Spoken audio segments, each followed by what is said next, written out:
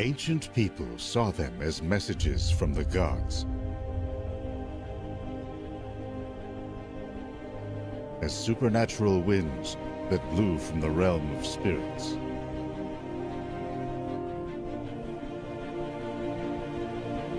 Modern science has linked these polar light shows, called auroras, to vast waves of electrified gas hurled in our direction by the sun.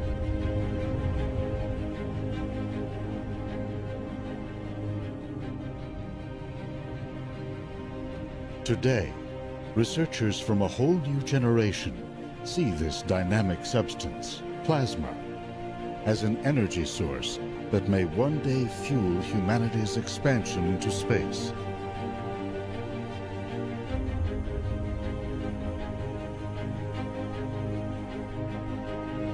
What can we learn? And how far can we go? By tapping into the strange and elusive fourth state of matter.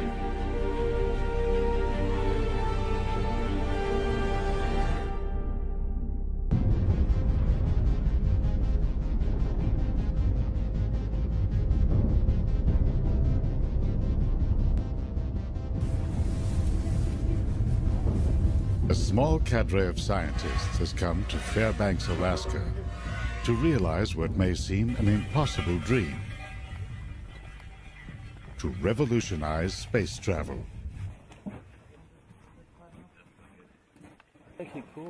Dr. Ben Longmire and his team from the University of Michigan have designed a whole new type of rocket engine that promises a faster and more efficient way to get around in space. They are here to test components of this rocket by sending them aboard helium balloons to an altitude of 30 kilometers into the harsh environment of space.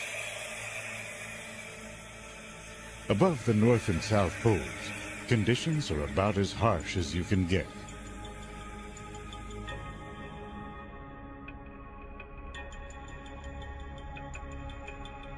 Our planet is bombarded with a steady stream of charged particles from the sun.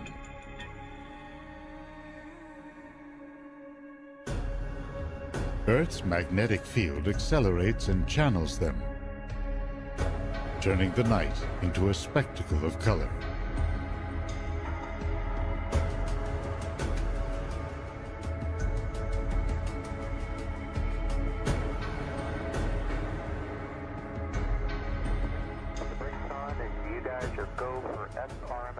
While most astronauts train to live and work in zero gravity, or to move around in bulky spacesuits, these would-be space explorers are preparing to negotiate some of Earth's harshest environments. Once they launch their payload, it will rise slowly into the upper atmosphere.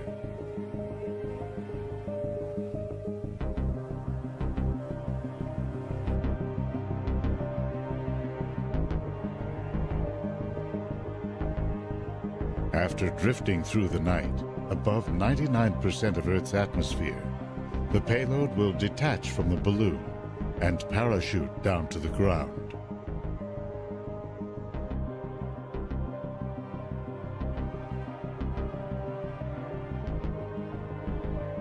The team must be prepared to retrieve it across a large stretch of Alaska's snowy wilderness.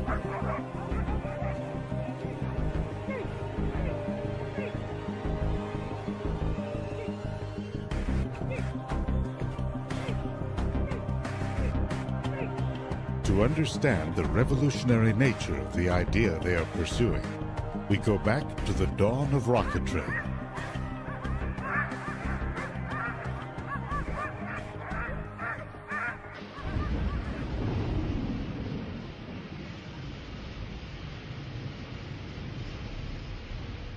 In over 100 years, the technology of a rocket has hardly changed.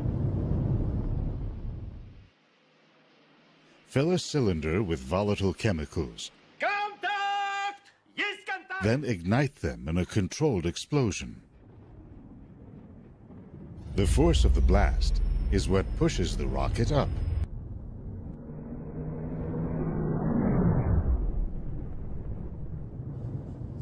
Nowadays, chemical rockets are the only ones with enough thrust to overcome Earth's gravity and carry a payload into orbit.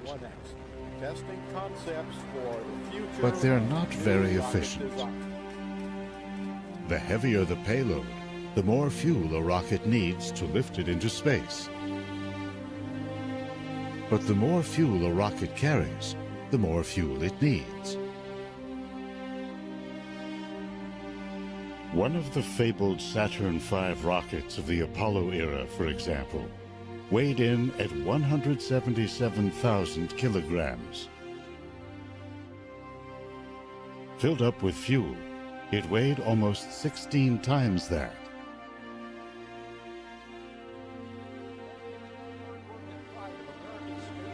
The space shuttle, with maximum payload, weighed about 100,000 kilos.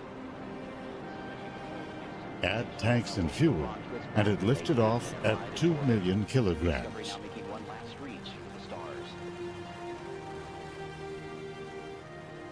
Regardless of weight, for a spacecraft to escape Earth's gravity, it must reach a minimum speed of 40,000 kilometers per hour.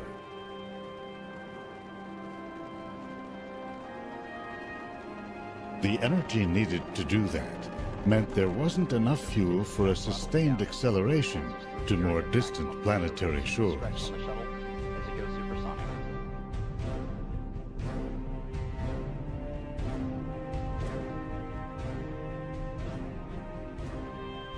Most missions beyond Earth have relied instead on their initial launch speed to coast to their destination.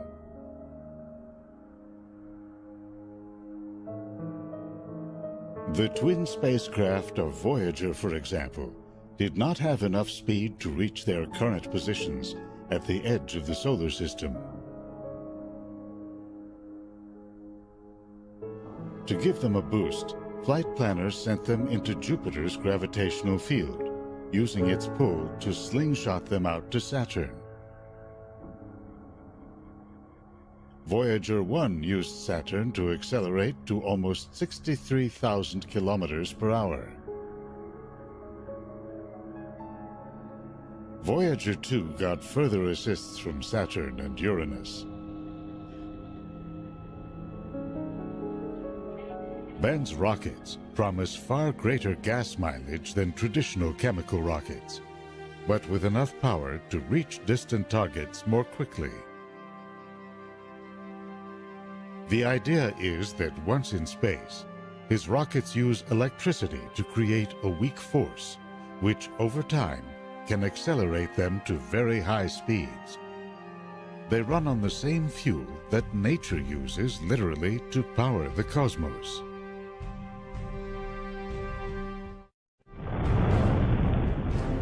Not long after its explosive beginnings, the universe was awash in vast stores of hydrogen gas. But even as the universe continued to expand, gravity drew clumps of matter into ever denser concentrations.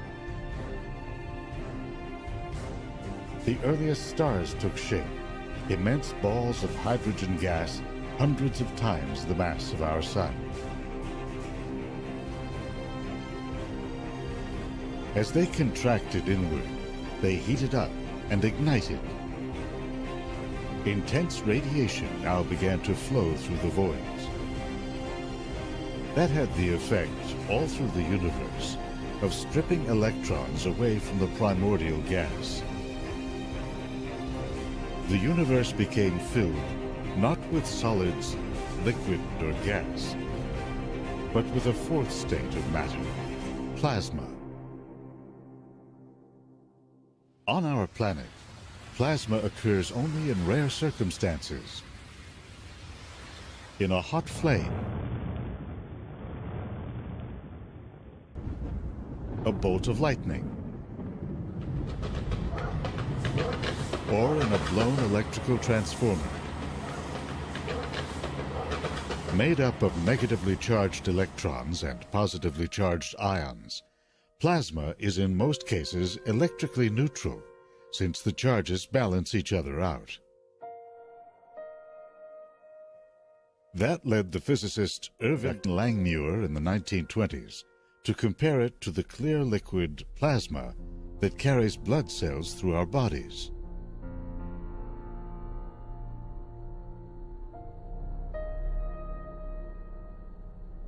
The development of radio led to the discovery, high above the Earth, of a natural plasma ceiling, the ionosphere. It hovers above us, reflecting some radio frequencies and absorbing others. Its importance became clear when engineers noticed that radio waves could, under some conditions, travel beyond our line of sight.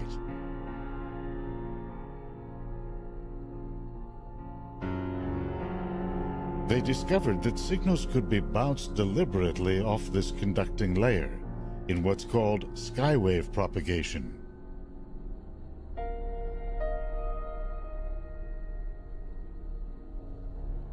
In World War II, a whole new age of global communications came of age when radio was used to execute complex worldwide logistics of troop and ship movements.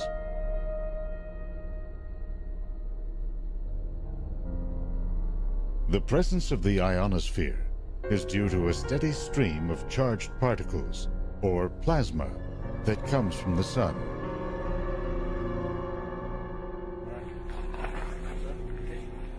A spacecraft with complex computer components must be able to survive constant exposure to these particles.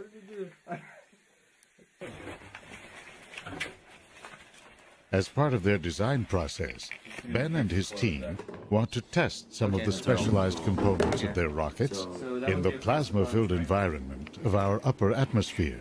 Got it down, I think it's just the sun. Yeah, I think that one's okay. Alright, yeah. I'll wrap the middle one though. Or I can just wrap it. These components will be mounted on a simple frame attached by rope to a high-altitude balloon. Hold on, they're not oriented the same. The frame is also outfitted with an array of novel sensors to take independent readings. One holds a colony of bacteria. The idea is that the bacteria itself can detect radiation. So it mutates in a certain way or in a very known way that when you send it into an environment with a lot of cosmic rays and a lot of perhaps X-rays from the aurora itself, it mutates. And so we'll detect sort of the level of radiation that it's exposed to by looking at these mutations after we recover the bacteria from flying it to the edge of space in these balloon capsules. Jordan, you got the camera or wait a second. Another is a series of tiny GoPro cameras converted to record the intensity of infrared and ultraviolet light, normally hidden from the human eye. We want it to kind of puff up so we know it's replaced all the air. The team uses argon gas to insulate instruments against the cold, with chemical packets added for warmth. So this test is doing normal video, version 70 firmware. They stabilize the frame with tiny gyroscopes and outfit it with GPS devices for tracking.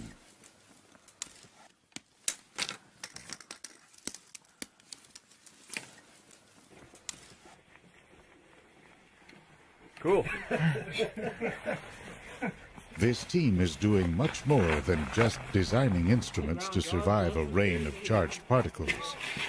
Their goal is to design spacecraft that actually harness the explosive properties of plasma.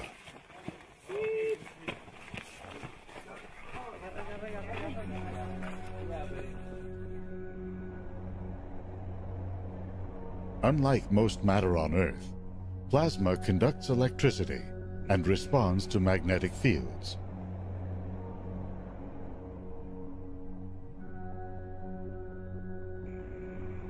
In space, these properties influence the formation of structures like galaxies and nebulae.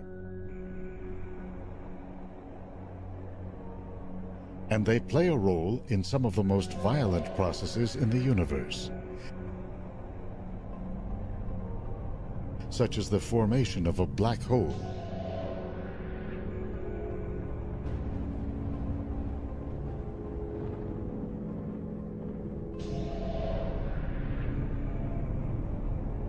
It forms in the wake of a giant star's death, when matter collapses into its core.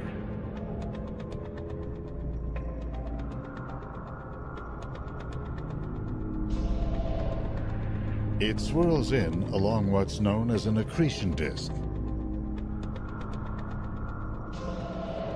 Magnetic fields take shape on the disk, rising and twisting around the polar regions.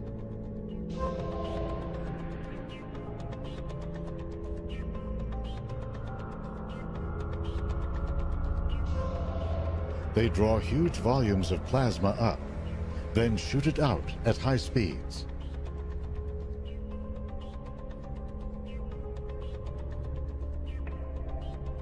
These plasma jets can extend far beyond the largest black holes. You can see them blasting continuously from the centers of galaxies, reaching thousands of light years into space.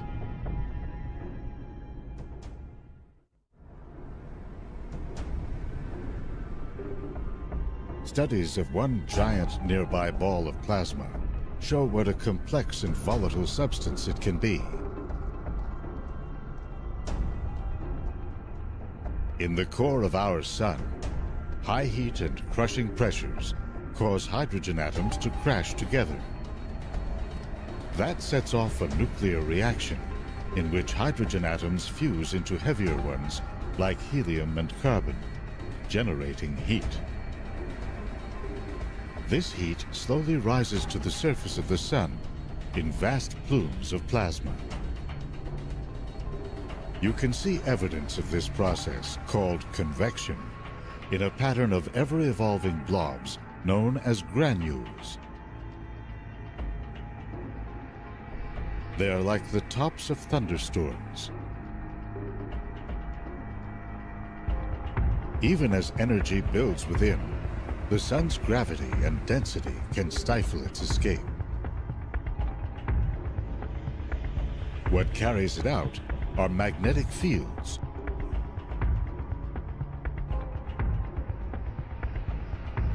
They twist and wrap around, channeling energy to the surface. The fields can power immense loops of hot gas, about 60,000 degrees Celsius, then rise up from the solar surface and fall back.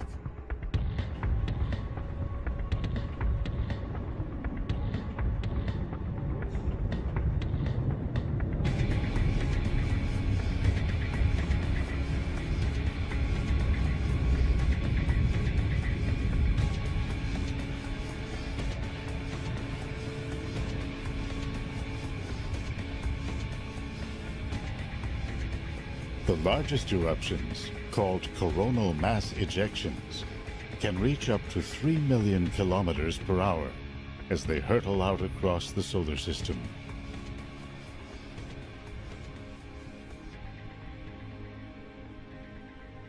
They can literally slam into Earth's own magnetic field.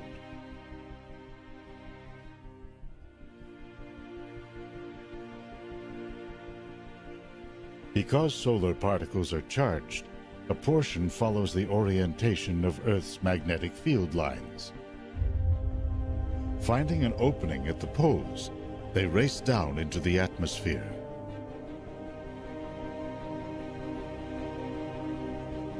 You know this is happening when you see the beautiful lights of the aurora borealis in the far north, or the aurora australis in the south.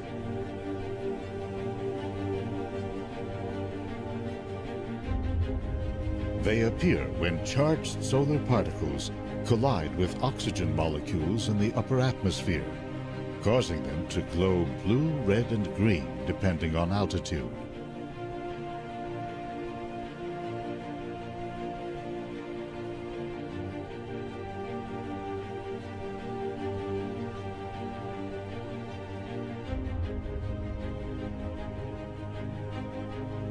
Flying through a zone called the thermosphere, some 350 kilometers above the Earth, astronauts in the International Space Station watch in awe as the aurora shimmers, framed by the glow of stars and cities at night.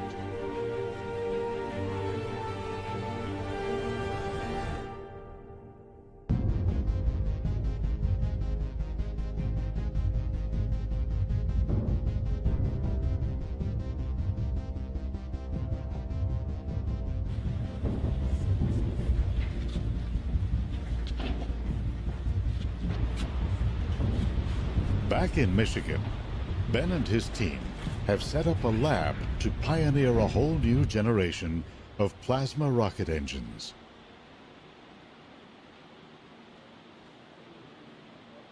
The lab recalls an earlier period of space exploration.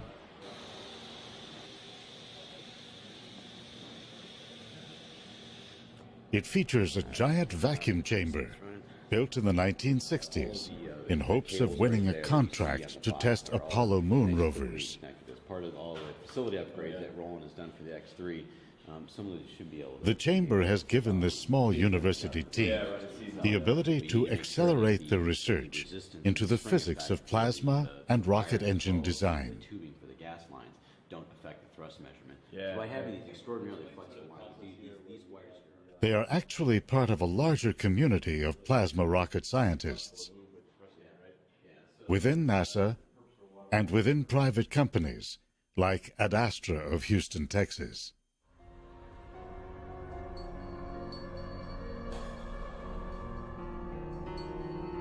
Because plasma does not occur naturally on Earth, the challenge is to create it, then harness it.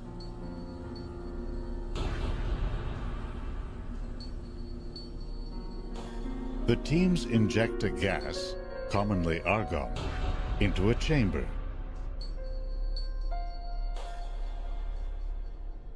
They bombard it with radio waves, which strip electrons from the gas and turn it into a plasma.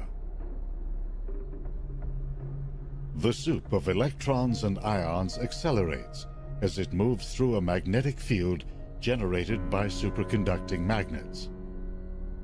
A second radio blast heats it up to 1,000,000 degrees Celsius. That's enough to blast it out and propel a spacecraft.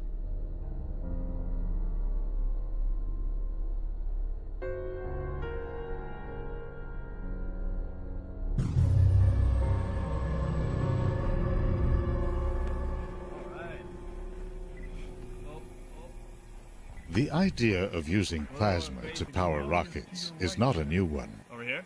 Yeah. Okay. 3, 2, 1. Go!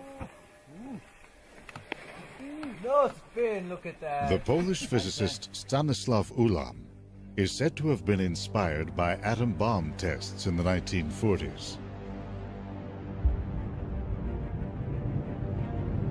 He speculated that waves of plasma from small nuclear detonations could propel a spacecraft to extreme speeds.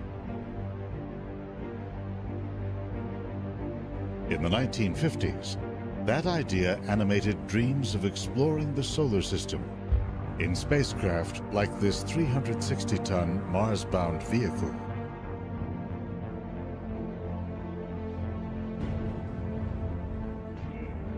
The idea gained funding in the Orion project, with the idea of driving a spacecraft with nuclear pulses and landing on Mars in only a month.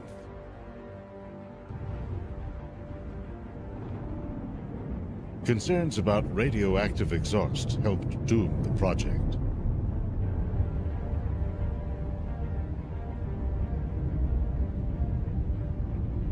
Plasma rockets, energized by nuclear reactions, were revived in the Daedalus and Nerva projects of the 1960s. And again at the beginning of this century, as part of a proposed journey to Jupiter's moon Europa. Rising costs killed that mission.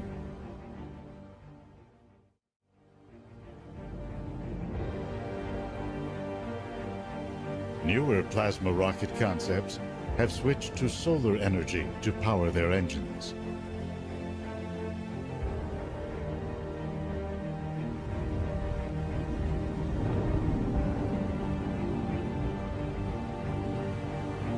Among the most ambitious, the Dawn mission was sent into orbit aboard a Delta II rocket in the year 2007.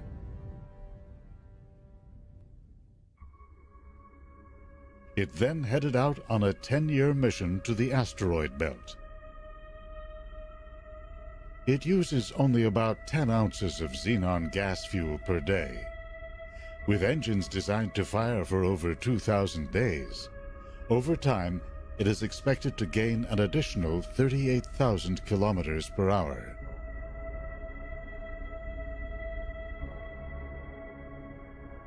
After a gravity assist from Mars, Dawn arrived at the asteroid Vesta in 2011.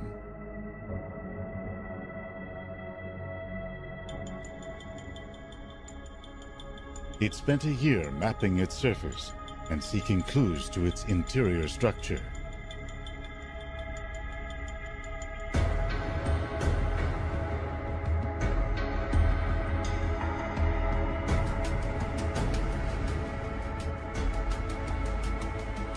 Now headed for Ceres, a dwarf planet located within the asteroid belt, Dawn will be the first probe ever to visit.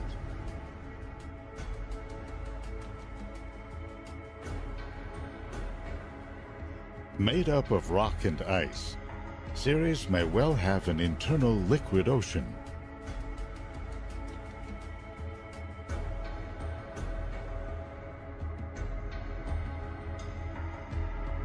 It takes us back to the formation of the solar system, when objects like this grew and developed into planets.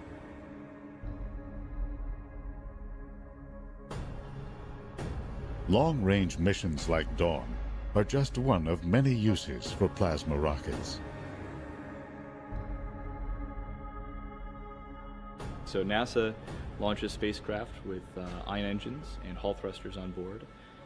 Almost every new geostationary satellite that a company will invest in and put up in orbit will have some sort of electric propulsion device on board to do station keeping, so to do little changes in attitude and maneuvers to keep it in its geostationary orbit. NASA is planning to use a plasma rocket to do some even heavier lifting as early as 2016.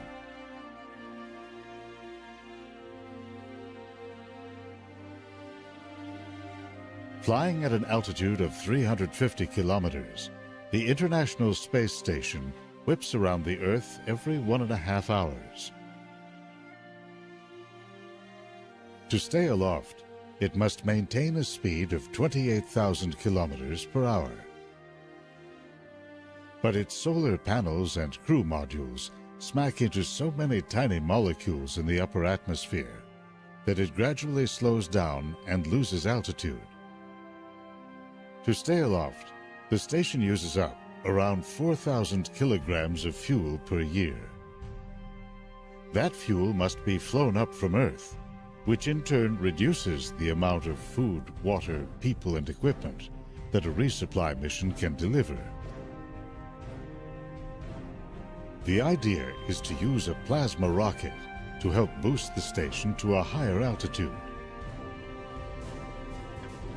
powered by electricity generated by solar panels aboard the station. Plasma rocket builders like Ben hope to one day scale up the technology to power a long-range human mission.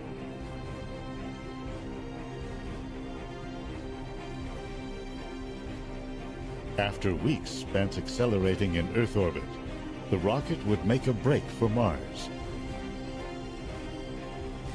Cutting flight time from a year to several months would lower costs and crew hazards. In the meantime, Ben has his sights set on what he sees as an even larger revolution in space exploration.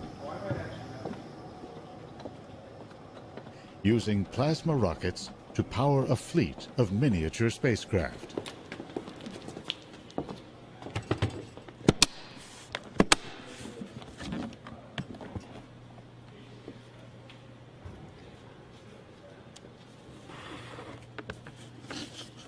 Ben's rockets are so small that they can fit into your carry-on luggage. So here we have a CubeSat. This is a small spacecraft. Its total mass would be something on the order of 5 kilograms, so it's about 10 pounds. It's 30 centimeters by 10 by 10. This is considered a 3U spacecraft, so 3 units of 10 by 10 by 10. And we'd like to send this small spacecraft up with one of our new propulsion elements in it. This is a rapid prototyped propellant tank. So we would use this tank to store our propellant. Initially we have an idea to use a very simple propellant. The NASA craft Dawn uses the inert gas xenon as fuel.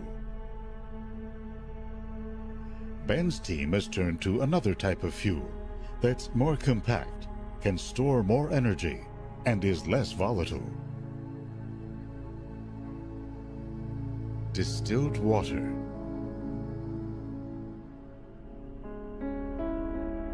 We'll ionize that propellant with radio waves, and that'll form a plasma. So we'll strip off some electrons. We'll have the sea and collection of ions and electrons. We then accelerate, we superheat that plasma, and then we accelerate it through a magnetic nozzle. So the plasma never touches a material boundary, so it doesn't cool off.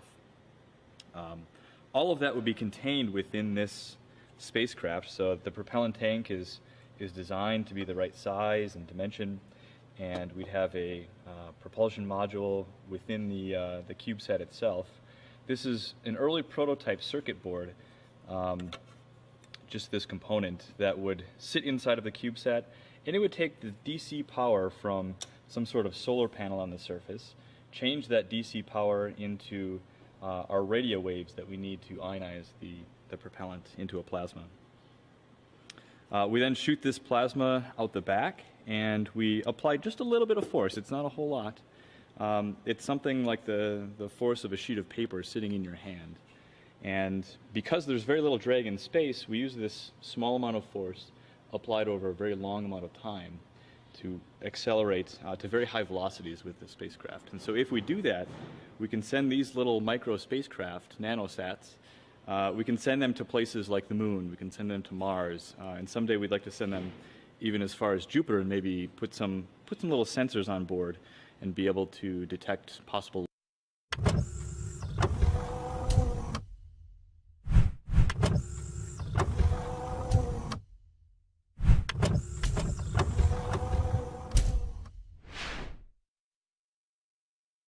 life on some of these moons out near Jupiter and Saturn. So instead of a $1 billion NASA mission to explore the moons of Jupiter, we can get away with something like $1 million spacecraft mission with one of these small sats. And so that's the real advantage, being able to have a very low barrier to entry financially and technologically to make some of these innovations really quickly, go fly them, go fly often, and make these discoveries.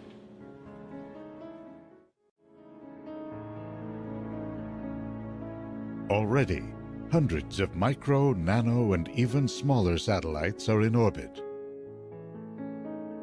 They get into space by piggybacking on commercial or government launch vehicles.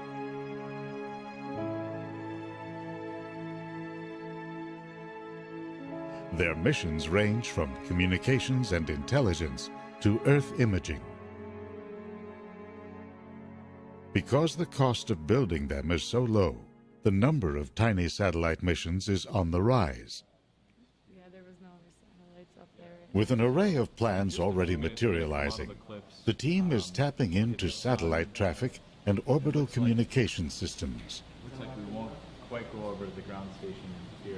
Ben and his team plan to start with a series of orbital missions, then to go interplanetary. So you can see here some of the technology we're working on. So this Ben is imagines that his little group could take center stage in a project that space visionaries have long seen as essential to the quest to extend our eyes and minds across the solar system. Guide the plasma out through a magnetic nozzle.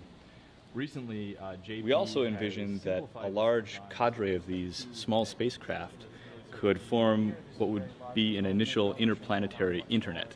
So you can think about a large number of these spacecraft orbiting the Earth, orbiting the Moon, being spread out between the Earth and Mars, and providing little data relays between all of those positions so we can get a lot of data back and have the beginnings of a real solar system internet going beyond the Earth. As long as it's beating like that, you have to start to get into the ground.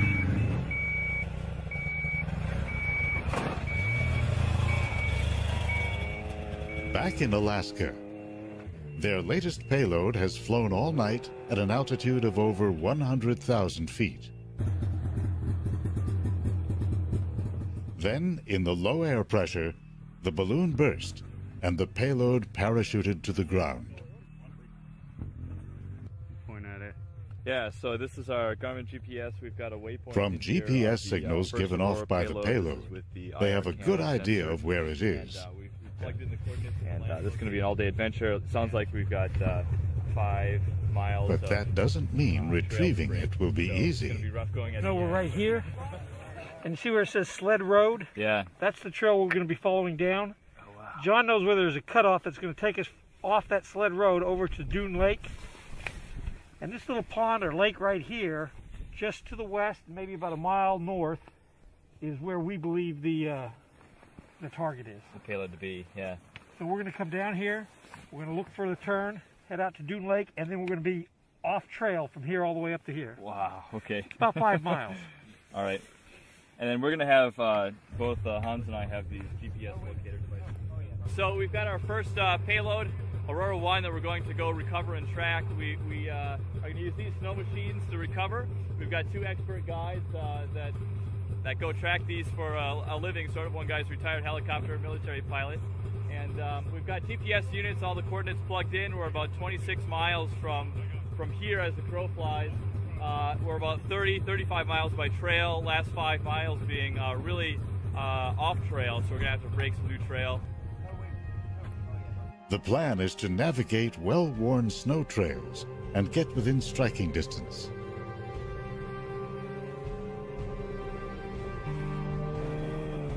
But if the payload has landed away from the trails, they'll have to brave wilderness landscapes and deep snows.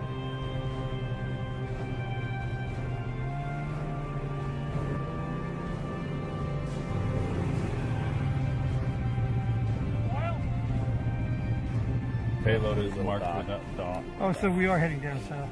We are on this road. It takes nearly all day to get to a point about 7 miles from the payload.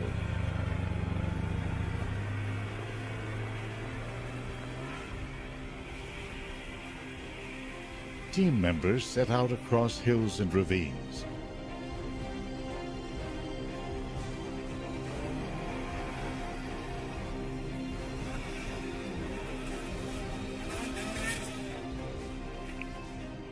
They get to within 2 miles. With time running out, they turn around. It was too far away still to snowshoe in and snowshoe back and get back before dark. Not going to happen today. We're going to go back, recoup, probably send a skeleton team down tomorrow and try for a second recovery. Really disappointing we couldn't get there. You know, I feel like we're so close. This thing came 50 miles from the initial launch site. It was floating around in the atmosphere for 10 hours. Right, I know. And you know, it's so frustrating just to get within 2 miles.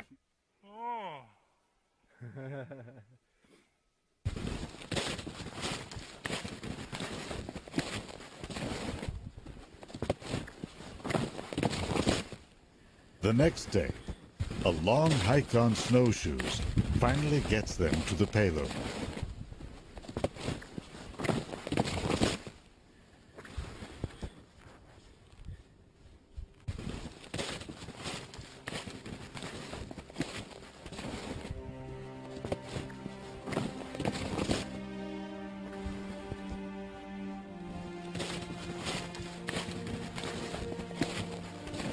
Later on, they'll say it was worth the effort. One of Ben's goals is to help boost a whole new approach to space travel that's now emerging.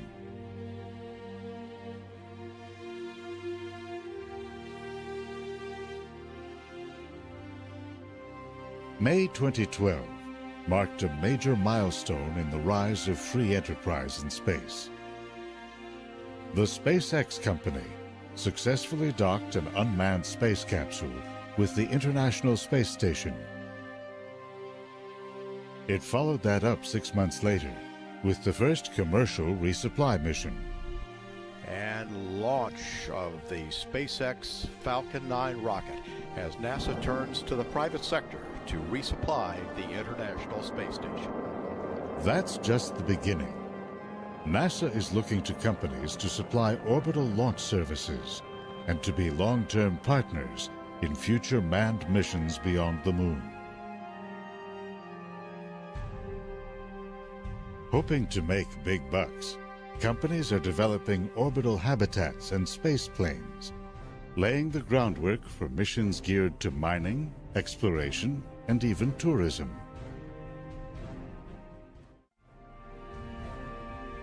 To Ben, this new race to space will go to the swift and the innovative.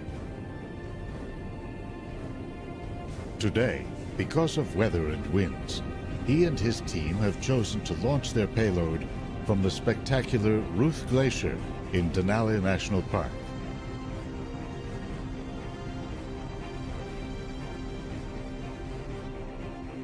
Amid the rugged terrain, this immense river of ice sweeps down into a perfect natural runway.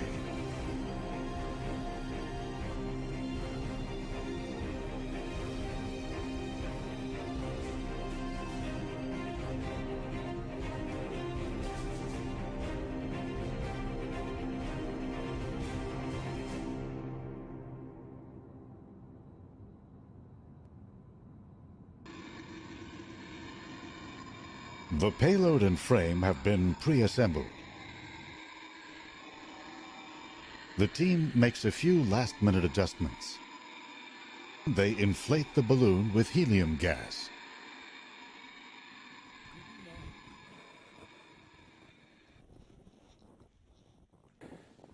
With dusk approaching, balloon and payload are ready.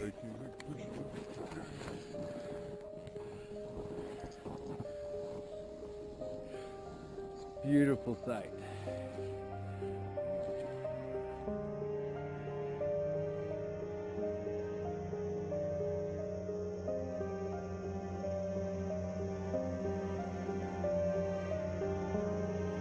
Got positive buoyancy. Both GPS devices are on and locked. Last camera check. Do a pan of the team.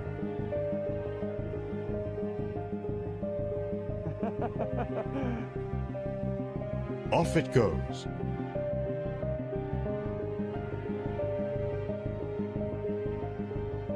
The balloon drifts up through the dense polar air.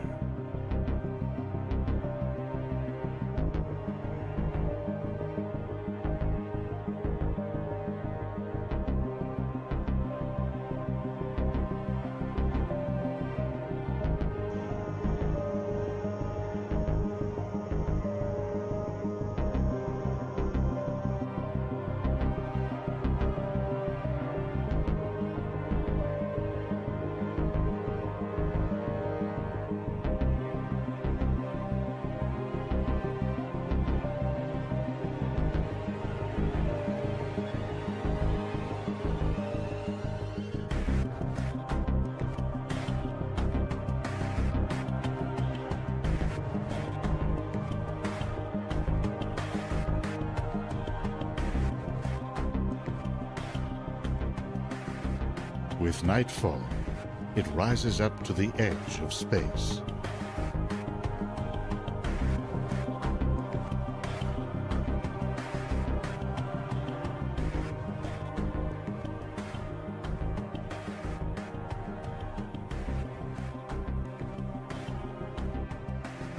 Meanwhile, overhead, a solar storm is raging.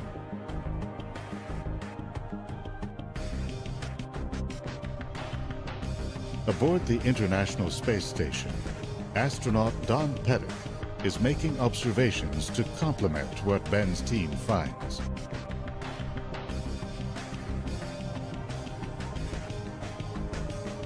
He passes over the Arctic several times during the balloon's flight.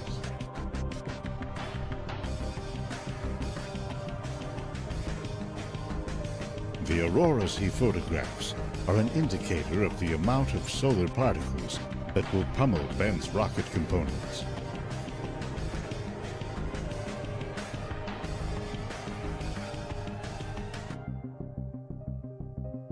This is a time of high solar activity, approaching the peak of an 11-year cycle.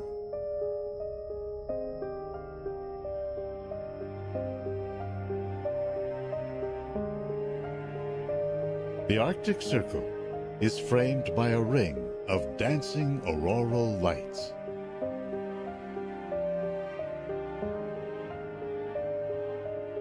Curtains of green and red and blue drape our planet's graceful curve.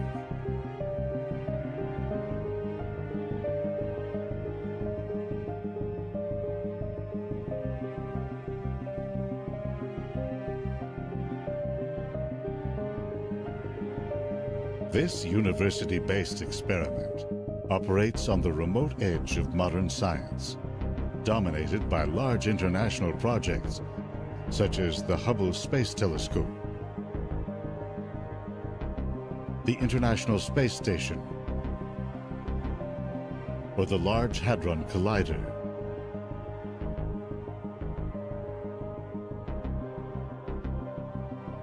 So this technology that we're trying to miniaturize is significant in the sense that it sort of opens up new frontiers in the same way that miniaturizing computer technology to a point where it fits in your pocket. So everyone carries around a cell phone. They have these miniature computers. It does a lot of data processing. It gets you to your destination by GPS. That sort of technology didn't exist 20 or 30 or 40 years ago when you had these big mainframe computers that were at national labs. So we're trying to change the paradigm of space exploration from the national lab case to the cell phone case, the miniature case, to be able to do a lot more things and improve our capability as a species.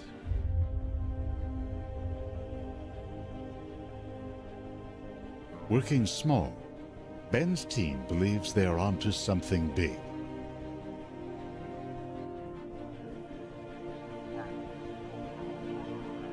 Their goal is not only to open new avenues of space exploration, but to actually seize the initiative.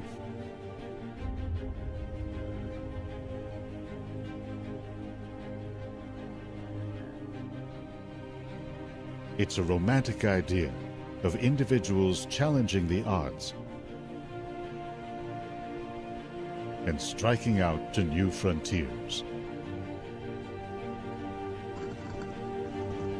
With technologies that are getting smaller and more powerful, the obstacles to private space exploration appear to be falling.